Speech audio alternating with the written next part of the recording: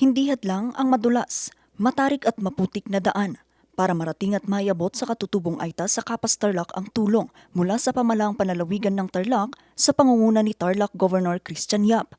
Hindi naging madali ang pagpunta sa lugar ng mga katutubong Aita. May oras nga na nabalahaw pa ang kanilang sasakyan. Di na makaabot ang sasakyan sa mga sityo. Kami, katutubo program team mula sa PGT, willing na kami maglakad. Sa sobrang tuwa namin, nakita namin yung mga bata. Sigaw sila, may bisita, may bisita. Bitbit ng grupo ang mga gamot, hose, solar lights at iba pa. Bagay na laking ginhawa para sa mga residente. Mga programa po kasi si Governor Christian Yap na suporta, no, sa mga iba't ibang sityo dito sa probinsya ng Tarlac. So ulit, nagpapasalamat ako sa inyong lahat na nagbigay oras at tulungan tayo para sa mas magandang kinabukasan ng ating mga katutubo Aita na kapatid.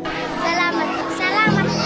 Lahat po na ibinigay ni Gob sa amin dito sa sitio ng Alunan, Maligaya, Malabatay ay salamat po sa lahat.